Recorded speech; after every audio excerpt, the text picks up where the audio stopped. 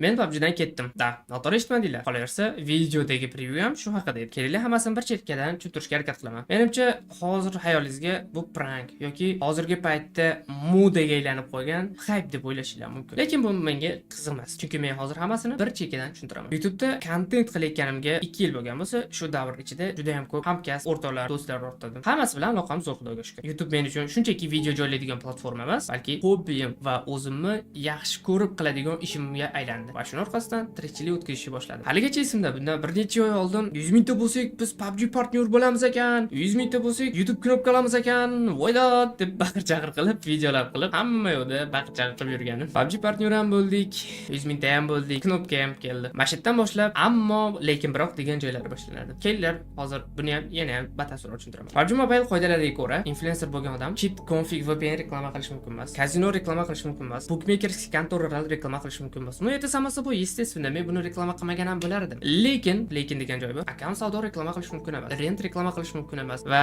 kezi kelsa, UC servis reklama qilish ham mumkin emas ekan. Buni o'zimning Telegram kanalim bloklangandan keyingina bildim.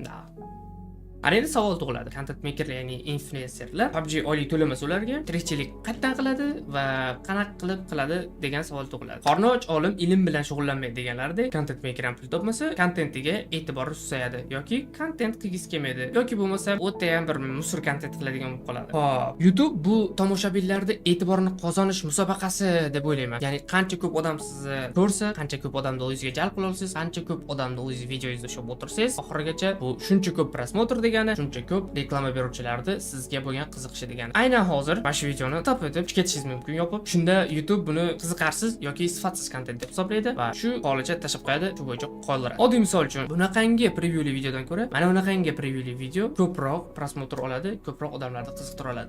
Bunaqa preview yasash hammani ham qo'ldan kelaveradi. Естественно, meni ham buni tan olaman, buni yashirmayman. Bu hammaga ham berilgan qobiliyat emas. Bundan kelib chiqadi, samo soboy biz dizaynerlarga murojaat qilamiz. Dizaynerlar ham samo soboy tekinga ishlamaydi. Shu va shunga o'xshash content makerlarning kontenti uchun o'zlarini chiqimlari bo'ladi. Hammada har xil bo'ladi. No, endi aytaman-da, hammada bor umumiy bitta chiqimlardan bittasi bu preview. Shunaqangi kontentiga chiqimlar bo'ladi, boshqa bo'ladi. Endi to'g'risini aytaman, kontentidan pul topmaydigan odamga bu chiqimlar og'irlik qilib ketadi. Natijada sifatsiz kontent kelib chiqadi. Endi bitta yechim bor. Dropga o'xshagan saytlar reklamasi qoladi. Bunaqangi reklamalarni o'zbek segmentida yaxshi qabul qilinmaydi va reklama qilgan content makerni qisman yoki katta reputatsiyasini yo'qotishiga olib keladi. Men bo'lsa bunaqangi reklamalarni o'zimga ma'qul bilmadim. Shu sababli PUBG dan ketishga qaror qildim. Ya'ni bemalol o'zimning servisimni reklama qila olaman, bemalol o'zimning akkaunt savdoyimni reklama qila olaman, bemalol rent kanallarimizni, hamkorlarimizga reklama qila olishim mumkin. Va undan tashqari o'zimning qiziqishlarim ortidan ketmoqchiman. Ya'ni Let's Play yo'nalishi. Bugundan boshlab kanalim Avogadro PUBG emas, Avogadro Play bo'ladi. Va u yerda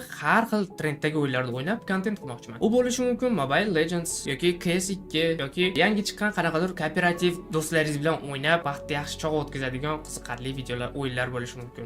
Yoki-da syujetli proxождениyalar ham bo'lishi mumkin. Sizda естественно savol tug'iladi.